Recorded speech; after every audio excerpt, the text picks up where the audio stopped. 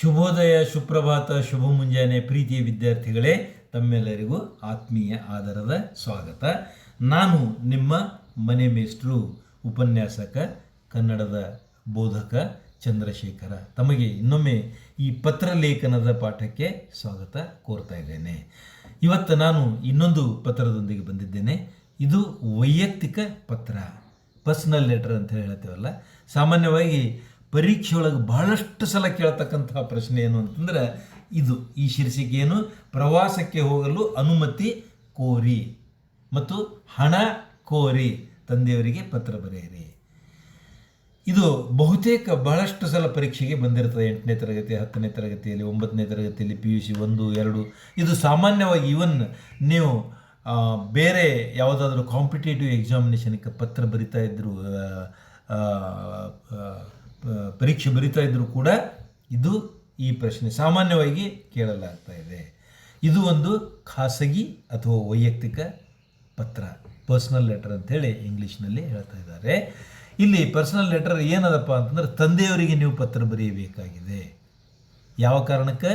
ಹಣ ಕೋರಿ ಹಾಗೂ ಪ್ರವಾಸಕ್ಕೆ ಹೋಗ್ಲಿಕ್ಕೆ ಅವರ ಅನುಮತಿಯನ್ನು ಕೋರಿ ನೀವು ಪತ್ರ ಬರೆಯಬೇಕಾಗಿದೆ. ನೋಡಿ ವಿದ್ಯಾರ್ಥಿಗಳೇ, ವೈಯಕ್ತಿಕ ಪತ್ರದಲ್ಲಿ ಫ್ರಾಮ್, ಟು ಇಂಥದ್ದೇನೂ ಇರೋಂಗಿಲ್ಲ, ಸಬ್ಜೆಕ್ಟ್ ಇರೋಂಗಿಲ್ಲ. ಅದಕ್ಕೆ ಬದಲಾಗಿ ಸ್ವಲ್ಪ ಬದಲಾವಣೆ ಏನಪ್ಪ ಅಂತಂದ್ರೆ, ಇಲ್ಲಿ ನೀವು ನಿಮ್ಮ ವಿಳಾಸವನ್ನು ಈ ಇನ್ನೊಂದು ಸ್ಥಳಕ್ಕೆ ಈ ಕಡೆಗೆ ನಾವು ತೋರಿಸ್ತಾ ಇದ್ದೀನಲ್ಲ, ಅಲ್ಲಿ ದಿನಾಂಕ ಮೇಲೆ ಬರೆಯಬೇಕು, ಕೆಳಗಡೆಗೆ ಸಂಕ್ಷಿಪ್ತವಾದಂತಹ ನಿಮ್ಮ ವಿಳಾಸ ಬರೆಯಬೇಕು.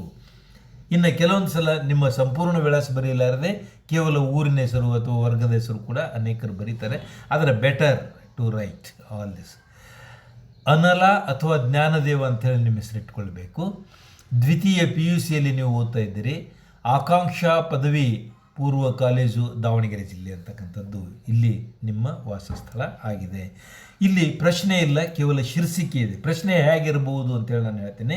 ಇಲ್ಲಿ ಪ್ರಶ್ನೆ ಇದ್ದರೆ ಹೇಗಿರ್ಬೋದಪ್ಪ ಅಂತಂದರೆ, ನಿಮ್ಮ ಹೆಸರು ಸೋ ಆ್ಯಂಡ್ ಸೋ ಇದೇ ಇರಬೇಕು ಅಂತೇನಲ್ಲ. ಅನಲ ಅಥವಾ ಜ್ಞಾನದೇವ ಅಥವಾ ಮತ್ತೆ ಯಾವುದು ಸಂಗೀತ ಅಥವಾ ರಾಜ ಇಂಥದ್ದೇನೋ ಇಟ್ಟುಕೊಂಡು ನೀವು ಪತ್ರ ಬರಿತಾ ಇದ್ದೀರಿ. ಕೆಲವೊಂದು ಸಲ ನಿಮ್ಮ ತಂದೆಯವರ ಹೆಸರು ಕೂಡ ಅಲ್ಲಿ ಕೊಟ್ಟಿರ್ತಾರೆ. ನೀವು ಯಾವ ಊರಲ್ಲಿಂದ ಪತ್ರ ಬರಿತಾ ಇದ್ದೀರಿ ಕೊಟ್ಟಿರ್ತಾರೆ, ಯಾವ ಊರಿಗೆ ಪತ್ರ ಬರಿತಾ ಇದ್ದೀರಿ ಕೊಟ್ಟಿರ್ತಾರೆ, ಯಾವ ಕಾರಣವನ್ನು ಇಟ್ಟುಕೊಂಡು ಪತ್ರ ಬರಿತಾ ಇದ್ದೀರಿ ಅಂತಕ್ಕಂಥದ್ದು ಕೂಡ ಅಲ್ಲಿ ನಮೂದ ಆಗಿರ್ತದೆ. ಇವೆಲ್ಲವನ್ನು ಗಮನದಲ್ಲಿಟ್ಟುಕೊಂಡು ನೀವು ಆಯಾ ಸ್ಥಳದಲ್ಲಿ ಯೋಗ್ಯವಾದಂಥ ಹೆಸರು, ವಿಳಾಸವನ್ನು ಉಪಯೋಗಿಸ್ಕೊಳ್ಬೇಕು. ಸಾಮಾನ್ಯವಾಗಿ ಪತ್ರ ಬರೆಯುವಾಗ ಆರಂಭದಲ್ಲಿ ಶ್ರೀ ಅಂಥೇಳಿ ಮಧ್ಯದಲ್ಲಿ ಬರೀತಾರೆ. ಇನ್ನೊಂದು ಕಡೆಗೆ ಈ ಕಡೆಗೆ ಕ್ಷೇಮ ಅಂಥೇಳಿ ಬರೀತಕ್ಕಂಥದ್ದು ರೂಢಿ ಇದೆ. ಇಲ್ಲಿದೆ ನೋಡಿ, ಬರೆದಿದ್ದಾರೆ, ಕ್ಷೇಮ ಅಂತ ಬರೆದಿದ್ದಾರೆ. ವೈಯಕ್ತಿಕವಾದಂಥ ಪತ್ರಗಳಲ್ಲಿ ಇದು ನಮೂದೆ ಆಗಿರ್ತದೆ. ಇಲ್ಲಿ ಸರಿಯಾದಂತಹ ವಿಳಾಸ ಮತ್ತು ಡೇಟ್ ಬರೆದ್ರೆ ನಿಮಗೆ ಅರ್ಧ ಅಂಕಗಳು. ಇನ್ನು ಅಡ್ರೆಸ್ಸಿಂಗ್, ಸಂಬೋಧನೆ ಅಂತ ಏನು ಹೇಳ್ತೇವಲ್ಲ, ತೀರ್ಥರೂಪ ತಂದೆಯವರಿಗೆ ಅಂತಕ್ಕಂಥದ್ದು, ಇದು ಬಹಳ ಮಹತ್ವದ್ದು. ಯಾಕೆ ಅಂತಂದ್ರೆ ಪರ್ಸನಲ್ ಲೆಟರ್ನಲ್ಲಿ ಏನಿರ್ತದೆ ಅಂತಂದ್ರೆ, ನೀವು ಯಾವ ರೀತಿ ಸಂಬೋಧನೆ, ತಂದೆಗೆ ಏನು ಮಾಡ್ತಾಯಿದ್ದೀರಿ, ತಾಯಿಗೆ ಏನು ಮಾಡ್ತಾಯಿದ್ದೀರಿ, ಗೆಳೆಯನಿಗೆ ಏನು ಮಾಡ್ತಾಯಿದ್ದೀರಿ, ಗೆಳೆಯನಿಗೆ ಆತ್ಮೀಯ ಗೆಳೆಯ ಅಥವಾ ಪ್ರೀತಿಯ ಗೆಳೆಯ, ತಂದೆಯವರಿಗೆ ತೀರ್ಥರೂಪ ತಂದೆಯವರು, ದೊಡ್ಡಪ್ಪನಿಗೆ ತೀರ್ಥ ಸ್ವರೂಪರಾದ ದೊಡ್ಡಪ್ಪ ಅವರಿಗೆ, ಅಥವಾ ದೊಡ್ಡಮ್ಮಗೆ ಮಾತೋಶ್ರೀ ಸ್ವರೂಪರಾದ ಅಂತೇಳಿ ಬರೀ. ಸ್ವರೂಪ ಅಂದರೆ ಹಾಗೆ ಇದ್ದಿರತಕ್ಕಂತಹ ಅಂಥೇಳಿ. ತಾಯಿಗೆ ಮಾತೋಶ್ರೀ ಸ್ವರೂಪ ಅಂತ ಬರೀಬಾರದು, ಮಾತೋಶ್ರೀ ತಾಯಿಯವರಿಗೆ ವಂದನೆಗಳು ಅಂತೇಳಿ ಬರೀಬಹುದು. ಇನ್ನು ಪತ್ರದ ಒಕ್ಕಣಿಕೆ, ಇದನ್ನು ನಾವು ಪತ್ರವನ್ನು 2 ಮತ್ತೆ ಇಲ್ಲಿ ಪ್ರಮುಖ ಅಂಗಗಳು ಮಾಡ್ತೇವೆ. ಒಂದು ಪೀಠಿಕೆ ಹಾಗೂ ಪತ್ರದ ಒಡಲು ಅಂತೇಳಿ. ಪೀಠಿಕೆಯಲ್ಲಿ ನಿಮ್ಮ ಮಗ ಸೋ ಆ್ಯಂಡ್ ಸೋ, ಇಲ್ಲಿ ಹೆಸರು ಮಗ ಅಥವಾ ಮಗಳು, ನಿಮಗೆ ಅವರು ಒಂದು ವೇಳೆ ಕೊಟ್ಟಿಲ್ಲ ಅಂತಂದರೆ ನೀವು ಇವನ್ ಅಬಕ ಅಂತ ಕೂಡ ಇಟ್ಕೊಳ್ಳಬಹುದು. ನಿಮ್ಮ ಪ್ರೀತಿಯ ಮಗ ಮಾಡುವ ನಮಸ್ಕಾರಗಳು, ಇಲ್ಲಿ ಸಾಷ್ಟಾಂಗ ನಮಸ್ಕಾರಗಳು, ಶಿರಸಾಷ್ಟಾಂಗ ನಮಸ್ಕಾರಗಳು ಇತ್ಯಾದಿಗಳನ್ನು ನೀವು ಬರೆದುಕೊಳ್ಳಬಹುದು. ನಾನು ಇಲ್ಲಿ ಕ್ಷೇಮವಾಗಿ ಇದ್ದೇನೆ, ನೀವು ಸಹ ಅಲ್ಲಿ ಕ್ಷೇಮವಾಗಿದ್ದೀರಿ ಎಂದು ಭಾವಿಸುತ್ತೇನೆ. ಇದು ಯಾವಾಗಲೂ ಪತ್ರದ ಒಕ್ಕಣಿಕೆಯ ಪೀಠಿಕೆ ಹೀಗೆ ಇದ್ದರೆ ಬಹಳ ಸೂಕ್ತವಾದದ್ದು. ಇನ್ನು ಪತ್ರದ ಒಡಲು ಅಂದರೆ ಪ್ರಮುಖವಾದಂಥ ರೀಸನ್. ಈ ಪತ್ರ ಬರೆಯಲು ಕಾರಣವೇನೆಂದರೆ, ಇಲ್ಲಿ ಸ್ವಲ್ಪ ವಿಸ್ತೃತ ಆಗಿದೆ, ಸಾಧ್ಯ ಇದ್ದಷ್ಟು ಸಂಕ್ಷಿಪ್ತವಾಗಿ ಬರೆದ್ರೆ ಒಳ್ಳೆಯದು. ಆದರೂ ಕೂಡ ಕೆಲವೊಂದು ಸಲ 5 ಅಂಕಗಳು, 4 ಅಂಕಗಳು, 5ಕ್ಕಿಂತ ಹೆಚ್ಚಿಗೆ ಅಂಕಗಳು ಇರೋದಿಲ್ಲ. ಸಾಮಾನ್ಯವಾಗಿ 4 ಅಥವಾ 5 ಅಂಕಗಳು ಇರ್ತವೆ. ಅವಾಗ ಏನು ಮಾಡ್ತಾರೆ ಅಂತಂದರೆ, ನೀವು ಬರೆದಿರ್ತಕ್ಕಂಥ ಪತ್ರದ ವಿವಿಧ ಅಂಗಗಳು, ಸ್ಟೆಪ್ಸ್, ಮೆಟ್ಲ್ಗಳೇನಿವೆ ಅಲ್ಲ ಅವುಗಳನ್ನು ನೋಡಿ ಅದಕ್ಕೆ ಮಾರ್ಕ್ಸ್ ಹಾಕ್ತಾ ಹೋಗ್ತಾರೆ. ಇನ್ನು ಸ್ಪೆಲ್ಲಿಂಗ್ ಮಿಸ್ಟೇಕ್ ಇರಲಾರದೆ, ಯಾವುದೇ ಕಾಗುಣಿತ ದೋಷವಿಲ್ಲದೆ ನೀಟಾಗಿ ಸುಂದರವಾದಂತಹ ನಿಮ್ಮ ಕೈ ಬರಹದೊಂದಿಗೆ ಬರೆದದ್ದೇ ಆದರೆ ನಿಮ್ಮ ಜೇಬಿಗೆ ಸಂಪೂರ್ಣ ಅಂಕಗಳು ಖಂಡಿತವಾಗಿಯೂ ದೊರೆಯುತ್ತವೆ. ಈಗ ನಾನು ನೇರವಾಗಿ ಪತ್ರಕ್ಕೆ ಬರ್ತಾ ಇದ್ದೀನಿ. ಈ ಪತ್ರ ಬರೆದ ಕಾರಣವೇನೆಂದರೆ 10ನೇ ಜನವರಿ 2025, ಇದು ಡಮ್ಮಿ ಡೇಟ್ ಇದೆ, ಈಗಾಗಲೇ ಆಗೋಗಿದೆ. ನಮ್ಮ ಕಾಲೇಜಿನಿಂದ 5 ದಿನಗಳ ಪ್ರವಾಸಕ್ಕೆ ಹೊರಟಿದ್ದು. ನೋಡ್ರಿ ಎಷ್ಟು ಸಾಧ್ಯ ಅಷ್ಟು ಬ್ರೀಫ್. ಈ 5 ದಿನಗಳಲ್ಲಿ ತಮಿಳುನಾಡು, ಮಧುರೈ, ಕಂಚೀಪುರಂ, ತಂಜಾವೂರು, ಚೆನ್ನೈ, ಮಹಾಬಲಿಪುರಂ, ಕೊಡೈಕೆನಲ್, ಊಟಿ, ಕನ್ಯಾಕುಮಾರಿ, ಕೊಯಂಬತ್ತೂರು, ರಾಮೇಶ್ವರಂ, ವೆಲ್ಲೂರು, ಕುಂಭಕೋಣಂ ಪ್ರದೇಶಗಳನ್ನು ನೋಡಿಕೊಂಡು ಬರಲಾಗುವುದು. ನೀವು ಒಂದು ವೇಳೆ ಕರ್ನಾಟಕದಲ್ಲಿ ಹೋಗ್ತಾ ಇದ್ರೆ ಅಂತಾರೆ ಬೇಲೂರು, ಐಹೊಳೆ, ಪಟ್ಟದಕಲ್ಲು ಇತ್ಯಾದಿಗಳನ್ನು ನೀವು ಹಂಪಿ, ಬಾದಾಮಿ ಇವುಗಳನ್ನು ಬರೆದುಕೊಳ್ಳಬಹುದು, ನಿಮ್ಮಿಷ್ಟ. ಅವರು ಒಂದು ವೇಳೆ ಕೊಟ್ಟಿದ್ದರೂ ವಿಷಯದಲ್ಲಿ ನೀವು ಇಂಥ ಸ್ಥಳಗಳಿಗೆ ಭೇಟಿಯಾಗಲಿಕ್ಕೆ ಹೋಗ್ತಾ ಇದ್ದೀರಿ ಅಂತೇಳಿ ಏನಾದರೂ ಪ್ರಶ್ನೆ ಪತ್ರಿಕೆಯಲ್ಲಿ ಆ ಪ್ರಶ್ನೆಯಲ್ಲಿ ಇತ್ತು ಅಂತಂದ್ರೆ ನೀವು ಅದನ್ನೇ ಉಪಯೋಗಿಸ್ಕೊಳ್ಬೇಕು.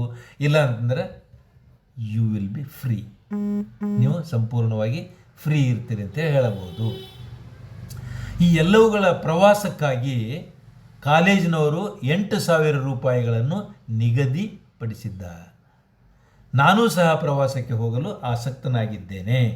ನನ್ನ ಅನೇಕ ಮಿತ್ರರು ಹೊರಟಿದ್ದು, ವಿದ್ಯಾರ್ಥಿಗಳಾದ ನಮ್ಮ ಜೊತೆಗೆ ನಮ್ಮ ಕಾಲೇಜಿನ ಪ್ರಾಂಶುಪಾಲರು, ಪುರುಷ ಮತ್ತು ಮಹಿಳಾ ಉಪನ್ಯಾಸಕರೆಲ್ಲ ಹೊರಟಿದ್ದು ಸುರಕ್ಷಿತವಾಗಿ ನಮ್ಮನ್ನೆಲ್ಲ ಕರೆದುಕೊಂಡು ಹೋಗಿ ಬರುತ್ತಾರೆ. ಆದ್ದರಿಂದ ತಾವುಗಳು ದಯಮಾಡಿ ನನಗೆ ಪ್ರವಾಸಕ್ಕೆ ಹೋಗಲು ಅನುಮತಿ ನೀಡಬೇಕು. ಜೊತೆಗೆ ಪ್ರವಾಸದ ವೆಚ್ಚಕ್ಕಾಗಿ ನೀವು ಖರ್ಚು ಮತ್ತು ನನ್ನ ವೈಯಕ್ತಿಕ ವೆಚ್ಚಕ್ಕಾಗಿ ಸುಮಾರು 10,000 ರೂಪಾಯಿಗಳನ್ನು ನೀಡಬೇಕಾಗಿ ತಮ್ಮಲ್ಲಿ ವಿನಂತಿಸಿಕೊಳ್ಳುತ್ತೇನೆ. ಇನ್ನು ಕನ್ಕ್ಲೂಷನ್ ಅಂತಂದ್ರೆ ಈ ಕೊನೆಯ ಪ್ಯಾರಾಗ್ರಾಫ್ ಭಾಳ ಇಂಪಾರ್ಟೆಂಟ್. ಅಮ್ಮನವರಿಗೆ ನನ್ನ ನಮಸ್ಕಾರಗಳನ್ನು ತಿಳಿಸಿ ಹಾಗೂ ತಂಗಿಯನ್ನು ಕೇಳಿದೆ ಎಂದು ತಿಳಿಸಿಬಿಡಿ. ರಜೆಗೆ ಊರಿಗೆ ಬಂದಾಗ ಪ್ರವಾಸದ ಅನುಭವ ಮತ್ತು ಮಿಕ್ಕೆಲ್ಲ ವಿಷಯವನ್ನು ಮಾತನಾಡುತ್ತೇನೆ. ನಮಸ್ಕಾರಗಳೊಂದಿಗೆ. ನೋಡ್ರಿ, ಇಂತಿ ನಿಮ್ಮ ಪ್ರೀತಿಯ ಮಗ ಅಥವಾ ಮಗಳು. ಅಲ್ಲಿ ನೀವು ಯಾವ ಹೆಸರನ್ನು ಉಪಯೋಗಿಸ್ಕೊಂಡಿದ್ದೀರಿ ಅದನ್ನೇ ಬರೀಬೇಕು. ಖಂಡಿತವಾಗಿಯೂ ಇಲ್ಲಿ ಸಹಿ ಮಾಡಬೇಕಾಗಿಲ್ಲ. ಭಾಳ ಜನರು ಇದನ್ನು ತಪ್ಪು ಮಾಡ್ತಿರ್ತಾರೆ, ಇಲ್ಲಿ ಸಹಿ ಮಾಡ್ತಿರ್ತಾರೆ. ವೈಯಕ್ತಿಕ ಪತ್ರದಲ್ಲಿ ನಿಮ್ಮ ಸಹಿಯ ಅವಶ್ಯಕತೆ ಇರುವುದಿಲ್ಲ. ಇನ್ನು ಹೊರವಿಳಾಸ ಅಥವಾ ಇವರಿಗೆ ಯಾರಿಗೆ ಪತ್ರ ಬರಿತಾ ಇದ್ದೀರಿ, ನಿಮ್ಮ ತಂದೆಯವ್ರಿಗೆ ಬರಿತಾ ಇದ್ದೀರಿ, ಅವರ ಡಮ್ಮಿ ಹೆಸರು ಏನಪ್ಪ ಅಂತಂದ್ರೆ ರಾಜಶೇಖರ ಅಂತ ಹೇಳಿದೆ. ಕಾಂತರ ರಸ್ತೆ, ಲಕ್ಷ್ಮೀಪುರ, ಬ್ರಹ್ಮಾವರ ತಾಲೂಕು, ಉಡುಪಿ ಜಿಲ್ಲೆ. ಇಲ್ಲಿಗೆ ನೀವು ಪತ್ರ ಬರಿತಾ ಇದ್ದೀರಿ. ಈ ಪ್ರಕಾರವಾಗಿ ವೈಯಕ್ತಿಕ ಪತ್ರದ ಈ ಮಾದರಿ ಪತ್ರ ತಮಗೆ ಇಷ್ಟವಾಗಿರಬಹುದು. ಅದು ಅಲ್ಲದೆ ತಾವೇ ಬೇರೆ ಬೇರೆ ವಿಷಯಗಳನ್ನು ಹಾಕಿಕೊಂಡು ನಿಮ್ಮ ನೋಟ್ ಪುಸ್ತಕದಲ್ಲಿ ಇಂಥ ಒಂದು ಪತ್ರಗಳನ್ನು ನೀವು ಬರೆದು ಪ್ರಾಕ್ಟೀಸ್ ಮಾಡಿದರೆ ತುಂಬ ಒಳ್ಳೆಯದಾಗ್ತದೆ. ಬರೆದು ಮಾಡಬೇಕು ಯಾವಾಗಲೂ ಪ್ರಾಕ್ಟೀಸ್. ಹೀಗೆ ಬರೆದು ಪ್ರಾಕ್ಟೀಸ್ ಮಾಡೋದರಿಂದ ನಿಮಗೆ ಮನನ ಆಗ್ತದೆ ಅಂತ ಹೇಳ್ತಾ ನಾನು ನಿಮ್ಮೊಂದಿಗೆ ವಿದಾಯ ಹೇಳ್ತಾ ಇದ್ದೇನೆ. ದಯವಿಟ್ಟು ನನ್ನ ಚಾನಲ್ ಸಬ್ಸ್ಕ್ರೈಬ್ ಮಾಡಿಕೊಳ್ಳಿ. ಇಷ್ಟವಾದಲ್ಲಿ ನಿಮ್ಮ ಸ್ನೇಹಿತರೊಂದಿಗೆ ಶೇರ್ ಮಾಡಿ. ತಪ್ಪದೆ ಬೆಲ್ ಐಕಾನ್ ಒತ್ತಿ ಹಾಗೂ ಕಮೆಂಟ್ ಮಾಡಿ ಅಂತ ಹೇಳ್ತಾ ನಿಮ್ಮೊಂದಿಗೆ ವಿದಾಯ ಹೇಳ್ತಾ ಇದ್ದೇನೆ. ನಿಮ್ಮ ಮನೆ ಮೇಷ್ಟ್ರು ಹಾಗೂ ಕನ್ನಡ ಉಪನ್ಯಾಸಕ ಚಂದ್ರಶೇಖರ. ಧನ್ಯವಾದಗಳು ಹಾಗೂ ಅಭಿನಂದನೆಗಳು.